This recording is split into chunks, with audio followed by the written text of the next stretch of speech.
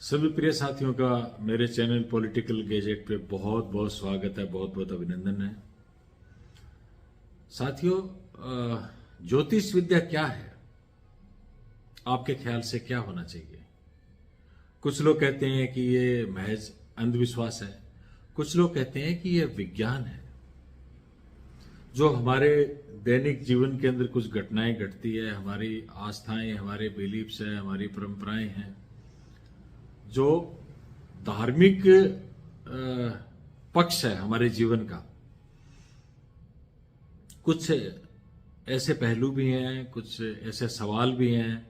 जिस तरह से जो मेरा पिछला एपिसोड था जिसमें मैनिफेस्टेशन है, अभिव्यक्ति जिसको बोलते हैं, अभिव्यक्ति है, आत्मा, महात्मा, परमात्मा, भूत, प्रेत, जिन, ऐसे सवालों को मैंने उसमें उठाया था। या फिर डेजावू। डेजावू एक फ्रेंच शब्द है जिसका सीधा साधा संबंध पुनर्जन्म से है। इन सवालों को मैं खोजने का प्रयत्न कर रहा हूं, लेकिन मैं सोचता हूं कि इन सारी घटनाओं का और जो हमारा धार्मिक पक्ष है, कहीं इनका संबंध ज्योतिष विद्या से भी कहीं है या नहीं है। यही जानने के लिए मेरे दोस्त हैं एस्ट्रोलॉजर आचार्य सावन कुमार रावत सर, उनसे मैं आज चर्चा कर रहा हूं। ज्यादा बड़ी चर्चा नहीं है, 3 या 4 सवाल मैं उनसे पूछूंगा। अभी उनके दृष्टिकोण में ज्योतिष विद्या क्या कहती है इसके बारे में। जो मैंने सवाल उठाए हैं उनका सिलसिलेवार मेरा व्यक्तिगत अनुभव क्या है, मैं आपसे अवगत करवाऊंगा ही करवाऊंगा। लेकिन आगे बढ़ने से पहले मैं सिर्फ एक बार जानना चाहता हूं आपके विचार क्या है। आप ये पूरी चर्चा देखिए, ज्यादा बड़ी चर्चा नहीं है, 10, 12, 15 मिनट की होगी पूरा एपिसोड। और फिर कमेंट बॉक्स में अपनी राय जरूर लिखें, आप इससे सहमत हैं या नहीं है।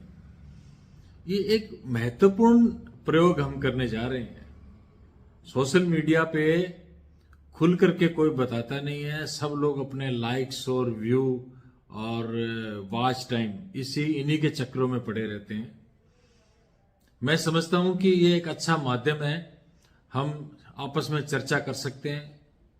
आगे चल करके हम एक वेबिनार भी रख सकते हैं जिसमें आपके जो अनुभव है वो हम साझा करें आपस के अंदर। मेरे अनुभव क्या है, आपके अनुभव क्या है, मैं जो कह रहा हूं या और जो कह रहे हैं, आपने सुन लिया, देख लिया, परख लिया, आत्मसात किया या नहीं किया, वो आपकी मर्जी। लेकिन इसके बारे में खुलासा तो होना चाहिए ना। अभी आखिर ये चीजें क्या है, क्यों घटती है, क्यों ऐसा होता है कि जो बातें हमारे दिलो दिमाग में चल रही है वो हमारी आंखों के सामने आ जाती है। इनका संबंध क्या है? क्या ऐसे केमिकल रिएक्शंस हैं, क्या ऐसे दिमाग के अंदर ऐसी परतें हैं, उन परतों को खुलने के कारण यह होता है? या हम मेडिटेशन करते हैं, किसी मंत्र का जाप करते हैं, तो क्या हमें इतनी ताकत आ जाती है कि हम भविष्य देख सकते हैं, भूतकाल देख सकते हैं, पुनर्जन्म होता है या नहीं होता, पीछे हम क्या थे, नहीं थे? ये बहुत सारे टेढ़े मेढ़े सवाल हैं। इनका प्रत्यक्ष और अप्रत्यक्ष रूप से आज हम जीवन जी रहे हैं तो हमसे कोई संबंध है या नहीं है। जो 84 लाख जूनियों की बात करते हैं सब लोग, जिससे हम डरते भी बड़े हैं, धर्मभीरू लोग हैं ना, इस चीज से डरते हैं कि आगे जाके क्या होगा। अरे भरोसा तो पल का ही नहीं है, पीछे का कौन सा याद है? किसी को याद है क्या भाई? किसी को याद नहीं है पहले हम क्या थे, क्या नहीं है, आगे क्या होंगे, नहीं होंगे। तो क्या ये वास्तव में फालतू की चीजें हैं क्या? हम इनको ऐसे ही नहीं छोड़ सकते, भी छोड़ो, अपने को क्या लेने देना है।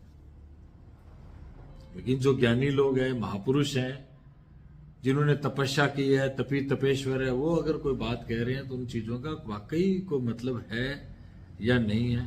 आप एक बार इस चर्चा को देखिए, अपने कमेंट बॉक्स में अपनी राय लिखिए और इसको पूरा देखिए, स्किप नहीं करना, एक एक चीज पे, एक एक शब्द पे गौर करना है, ठीक है? तो मिलते हैं, आप चर्चा को देखिए। और इसके बाद वाला जो एपिसोड है उसके बाद में मैं अपना जो व्यक्तिगत अनुभव है एक एक करके एक सब्जेक्ट लेंगे, उस पर मैं अपना अनुभव बताऊंगा और उस पर किसी और भी जो मेरे क्लोज जो दोस्त हैं उनके साथ कोई भी घटना घटी है तो एक उसका छोटा सा पार्ट उसके अंदर जरूर देंगे। ये मेरा अनुभव ये और मेरे दोस्त का अनुभव ये, विश्लेषण आपको करना है। बहुत बहुत धन्यवाद, देखते रहिए। नमस्कार। नमस्कार, मैं हूँ आपका साथी राजेंद्र सोनी, श्री गंगानगर। साथियों, आजकल जिन मुद्दों की बड़ी चर्चा है, हम इनको मुद्दे नहीं कह सकते, ये लोगों की जिंदगी से जुड़े हुए कुछ सवाल है। चाहे हम YouTube पे सर्च कर लें या हम कोई साहित्य पढ़ लें या फेसबुक पे, इंस्टाग्राम पे, ट्विटर पे, हर जगह जिन चीजों की चर्चा है, लोग उनके बारे में पूछना चाहते हैं, बात करना चाहते हैं, लेकिन लोगों को कोई रास्ता नहीं मिल रहा। आज मेरे पास मेरे परम मित्र एस्ट्रोलॉजर सावन कुमार रावत सर, आप बहुत ही ज्ञानी पर्सन है। आपने बाकायदा राजस्थान यूनिवर्सिटी से आपने ज्योतिष विद्या की पढ़ाई करी है। आप पढ़े लिखे एस्ट्रोलॉजर माने जाते हैं। आमतौर पर जो राजनीति पसंद करते हैं उनके लिए आप राजनीतिक प्रिडिक्शंस भी आप देते हैं, लेकिन काफी सारे मुद्दों पर मैंने ये देखा है कि आपको बड़ा अनुभव है। आज कुछ सवालात मैं आपसे करने जा रहा हूं, मुझे उम्मीद है आप के द्वारा जो उत्तर दिए जाएंगे वो लोग पसंद करेंगे। तो सबसे पहला सवाल ये है, अभिव्यक्ति, इंट्यूशन जिसको बोलते हैं, जिस तरह से हम काफी सारी चीजों के बारे में लगातार सोचते रहते हैं। जैसे एक फिल्म भी आई थी द सीक्रेट, उसके अंदर भी यही था, सार यही था कि जो हम सोचते हैं वही आपकी आंखों के सामने आ जाता है। यानी कि ये संसार हमारी विल पे चलता है। लेकिन एक इसके साथ सवाल जुड़ा हुआ है धर्म के साथ। जो हनुमान चालीसा है, हनुमान चालीसा का और अभिव्यक्ति का क्या संबंध है, इसके बारे में आप हमें बताएं। बहुत ही सुंदर प्रश्न है आपका कि अभिव्यक्ति और श्री हनुमान चालीसा। देखिए, हनुमान के आगे लिखा हुआ है चालीसा। गोस्वामी तुलसीदास जी की रचना है और शब्द लिखा चालीसा, यानी 40 दिन। अगर हम किसी वस्तु की प्राप्ति के लिए 40 दिन तक अगर प्रयास करेंगे तो वो वस्तु, वो पदार्थ हमारे जीवन में निसंदेह आ जाएगा। और बात रही अभिव्यक्ति की, तो अभिव्यक्ति से तात्पर्य ये है कि हमारे अंदर के जो सद्गुण हैं वो विकसित करने में श्री हनुमान चालीसा का बहुत बड़ा योगदान है। और अगर आप 40 दिन तक हनुमान चालीसा पाठ करते हैं तो आपको अपने जीवन के अंदर काफी बड़े और नए अनुभव आपको प्राप्त होंगे। जो अभिव्यक्ति हमारी उसके अंदर और इजाफा हो जाएगा। बिल्कुल, उसमें इजाफा होगा। अष्ट सिद्धि नवनिधि के दाता हैं हनुमान जी। तो हम जो ज्ञान, स्वास्थ्य, गुण, कौशल, प्रतिभा और जो सम्मान संसार से, परिवार में, अपने आसपास के वातावरण से जो चाहते हैं वो हमें मिलना शुरू हो जाएगा। बहुत बहुत धन्यवाद, आपने बड़ी खूबसूरती से इसको बताया है। एक और प्रचलित विषय है डेजा वू। डेजा वू ये अंग्रेजी का शब्द है, लेकिन इसके अंदर ये होता है कि हम किसी अनजान जगह पे जाते हैं, किसी भी प्लेस पे जाते हैं, तो हमें लगता है यार ये तो हमने पहले देखा हुआ है। बिल्कुल ऐसे महसूस होता है। तो ये डेजा वू आखिर में क्या चीज है? कुछ लोगों से मैंने बातचीत करी, उन्होंने बताया कि ये इससे पता लगता है कि सब कुछ पूर्व निश्चित है। अगर पहले से निश्चित नहीं होता तो आपको ये अनुभव कैसे होता कि मैं पहले यहाँ पे आ चुका हूँ, है ना? तो वो कहते हैं कि हमारा रोना, हंसना, हर चीज पहले से तय है। एक तो इससे बात ये साबित होती है।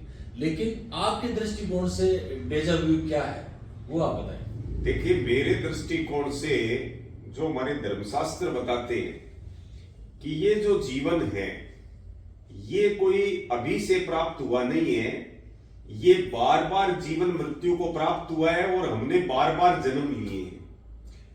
तो ये पुनर्जन्म से जुड़ी हुई कुछ चीजें होती है, बड़ी रोचक है, ये अध्यात्म की गूढ़ बातें हैं।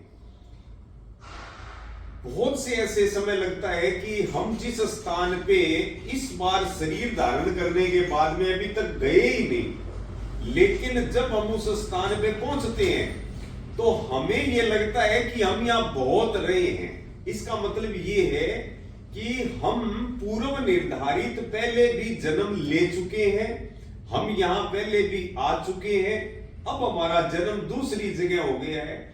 लेकिन मैं आपको बताता हूं स्वामी जी, ज्योतिष ये चीजें बताने में बड़ा सक्षम होता है कि जिन लोगों की कुंडली के अंदर राहु की स्थिति बहुत अच्छी होती है, उन लोगों को पुनर्जन्म की कुछ चीजें बिल्कुल याद रहती है। जैसे आजकल आपने देखा होगा कि कुछ बच्चे कहते हैं भी मैं फलानी जगह पैदा हुआ था, फलाने मेरे माँ बाप है, इस तरीके से, और बड़े नेशनल मीडिया उसको कवर करता है। बिल्कुल बिल्कुल। उन बच्चों को जब मैंने अध्ययन किया, उनकी कुंडलियों को देखा, तो उसमें राहु एक ऐसा ग्रह है जिसने अमृत पी के और जो देवता बन चुका है और कलिकाल में एक अच्छा खासा अपना प्रभाव रखता है। तो जिनकी कुंडलियों में राहु की स्थिति 6 सेंस बढ़ाने वाली है, तो उन बच्चों को पूर्व की सारी बातें याद रहती है। अच्छा। और वो बता देते हैं कि भी हमारा घर ये था, ये हमारे माता पिता थे, या इस दुर्घटना से हमने मृत्यु प्राप्त करी और फला फला वजह से हुई। तो क्या ऐसा भी पॉसिबल है कि जिस तरह से आप बता रहे थे कि उनमें बच्चों में ऐसी शक्ति आ जाती है कि वो बता सकते हैं पीछे का, क्या आगे का भी बच्चे बता सकते हैं? वैज्ञानिक कहते हैं कि जो हमारा जो मस्तिष्क है ना, उसके अंदर कुछ न्यूरॉन्स होते हैं, वो न्यूरॉन्स जिन बच्चों के एक्टिव होते हैं वो भविष्य की बातें भी बता सकते हैं। ऐसा भी पॉसिबल है? बिल्कुल बता सकते हैं जी, बच्चों के अंदर। और कुछ लोगों को मैंने देखा है, कुछ आयु समय बीतने के बाद में वो जब ग्रह एक्टिव होता है तो उसका सेंस बहुत अच्छा काम करता है। बहुत बहुत धन्यवाद। अच्छा, एक सवाल, चूंकि आपको पता ही मैं भी एक पॉलिटिकल एक्टिविस्ट हूँ, तो अक्सर राजनीति के क्षेत्र के अंदर एक बात होती है राजयोग। तो ये राजयोग क्या है और राजयोग आपकी एस्ट्रोलॉजी के अंदर क्या स्थान रखता है? और राजयोग जिन जिन लोगों के हैं, क्या वही कामयाब होते हैं? आज बड़े बड़े पदों पे जो लोग हैं, आज जो सेलिब्रिटीज हैं, क्या वास्तव में वाकई उनके राजयोग था इसलिए वो पहुंचे?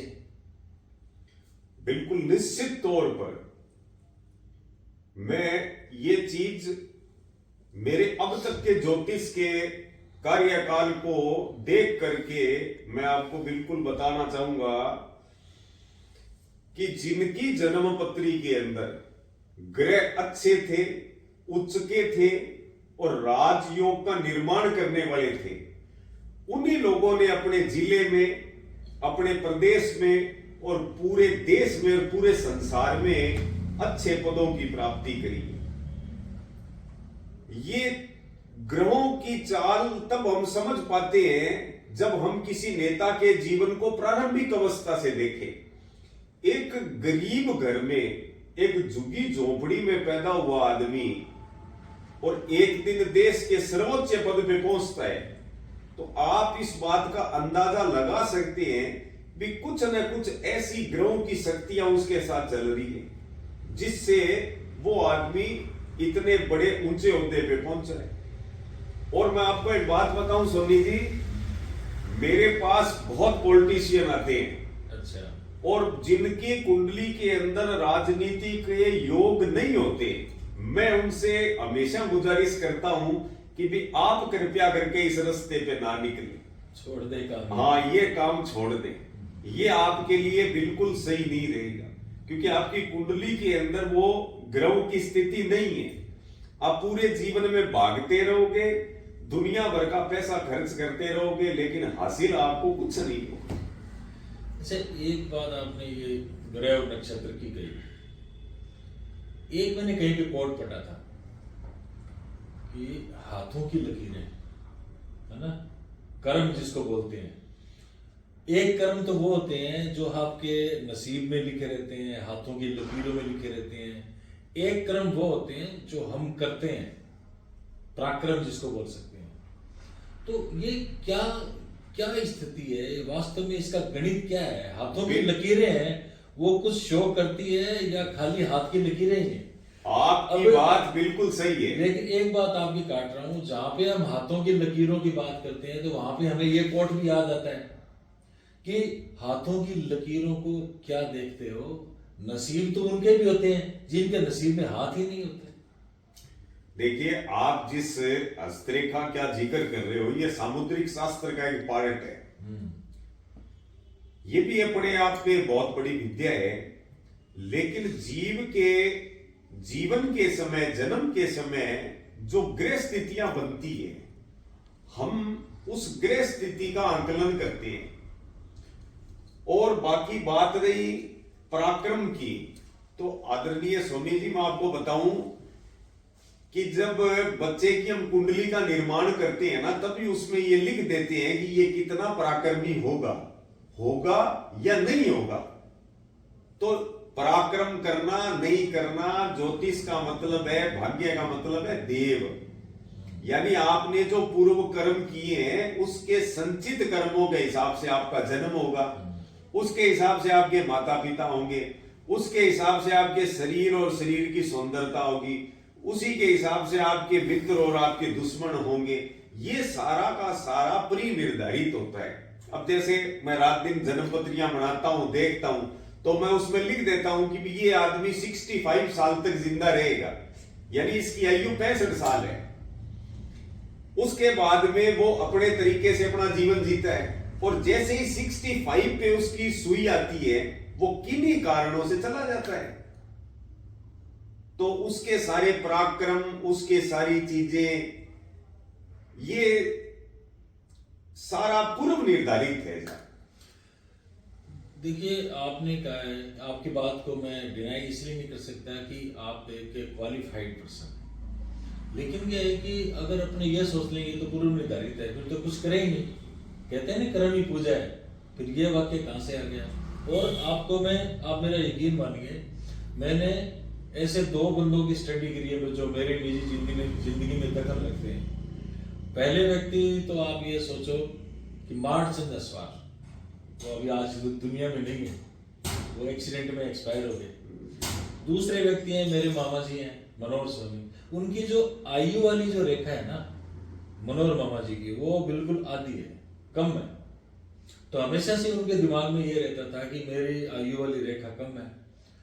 मार्चंद अस्वाल भी उनके मित्र रहे हैं। जब उनका एक्सीडेंट हुआ, वो गए वहां पे, सीकर के पास एक्सीडेंट हुआ था, मेरे मामा जी और उनके और अन्य मित्र गए। तो मेरे मामा जी ने वो सबसे पहले उनके जानकार में कहीं भी कैसी घटना होती थी ना, उसका हाथ देखते थे। मार्चंद अस्वाल के हाथ में आयु की जो रेखा थी बहुत लंबी थी, लेकिन उनकी दुर्घटना में उनका निधन हो गया था। यहाँ पे सवाल कुछ अनसुलझे रह जाते हैं। मैं ये नहीं मानता कि जो चीज मैंने बताई है वो सही है या आपने बताया वो सही है। ये एक डिस्कशन का पॉइंट है, ये अंतहीन सिलसिला है। आज आपसे हमने कुछ विषयों पे बात करी, आने वाले समय के अंदर इन चीजों पे लगातार हम बातचीत करते रहेंगे। आचार्य सावन कुमार रावत सर जी से। आचार्य सावन रावत सर एक ऐसे इंसान है जिनका व्यक्तित्व और कृतित्व बहुत ही शानदार, जानदार और यादगार है। आज आपने हमें समय दिया और मेरे चैनल पे आप आए, आपका बहुत बहुत शुक्रिया। मिलते रहेंगे। नमस्कार, राम राम सा, जय हिंद।